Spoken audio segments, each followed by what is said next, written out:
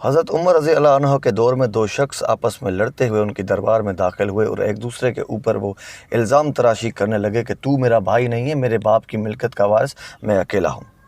دوسرا بھی یہی کہنے لگا، تو میرا بھائی نہیں ہے، میری باپ کی ملکت کا وارث میں اکیلا ہوں، تو جھوٹا ہے۔ جب یہ فیصلہ حضرت عمر کے سامنے رکھا گیا تو آپ نے ان سے گواہ طلب کیے، تو ان کے پاس گواہ نہ تھے، تو فرمایا کیسے ممکن ہے یہ فیصلہ جب کہ تم ایک دوسرے کے اوپر الزام تراشی کر رہے ہو؟ تو وہ کہنے لگے کہ آپ وقت کے خلیفہ ہیں اور ہم غریبوں کے پاس اور کچھ نہیں، کہاں جائیں گے؟ آپ بغیر گواہ کے ہی ہمارا فیصلہ کریں۔ تو حضرت عمر خاموش ہوئے، سوچنے لگے۔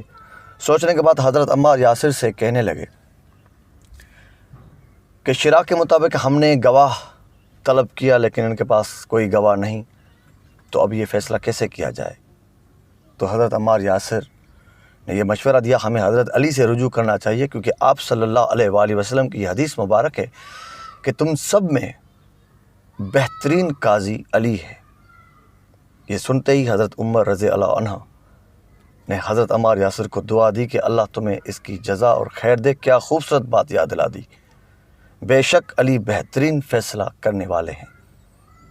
آپ ایسا کریں، ان دونوں کو حضرت علی کے پاس لے جائیں۔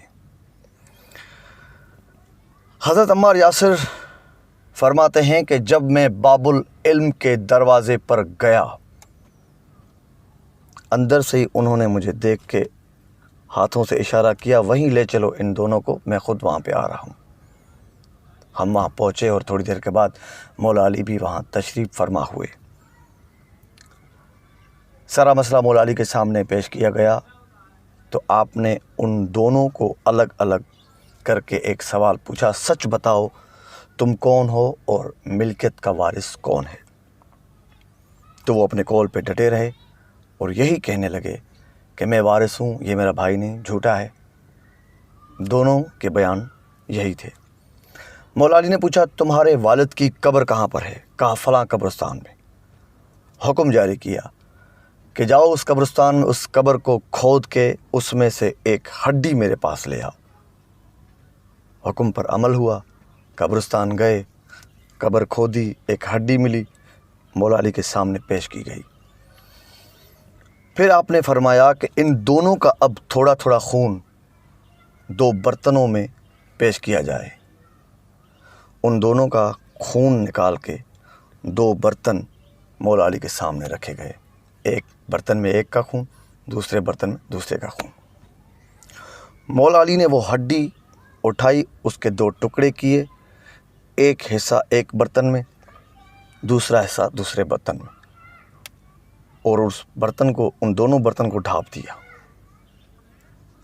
کچھ دیر بعد جب ان کا کور ہٹایا گیا، دیکھا کہ ایک ہڈی نے پورا خون جذب کر لیا تھا اور ایک ہڈی وہ خون میں تیر رہی تھی۔ جس کے خون میں ہڈی تیر رہی تھی، مولا علی نے اس سے فرمایا کہ اگرچہ یہ تمہارا باپ ہوتا تو اس کی ہڈی تمہارا خون جذب کر چکی ہوتی، جبکہ اس کے خون کو ہڈی نے جذب کیا ہے، تو یہ دونوں باپ بیٹے ہیں اور ملکیت کا وارث یہ ہے، تو جھوٹا ہے۔ جب یہ فیصلہ سب کے سامنے ہوا تو سب مولا کی تعریف کرنے لگے اور حضرت عمر رضی اللہ عنہ آگے بڑھے، دونوں مولا علی کے ہاتھ مبارک اپنے ہاتھ میں لیے اور بوسہ دیا اور محبت بھری نگاہوں سے دیکھتے رہے۔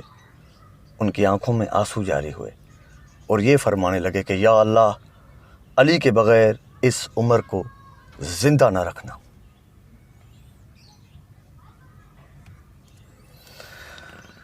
یہ دنیا کا پہلا DNA ٹیسٹ تھا جو آج سے 1400 سال پہلے مولا علی نے ایک فیصلے میں کر دکھایا تھا۔ یہ فیصلہ، یہ بات آپ کو اچھی لگے ضرور کمنٹ میں رائے دیجیے گا، اور اگر یہ پڑھنا چاہیں تو کتاب کو کبدری میں آپ پڑھ سکتے ہیں۔ حیدر قادری، السلام علیکم۔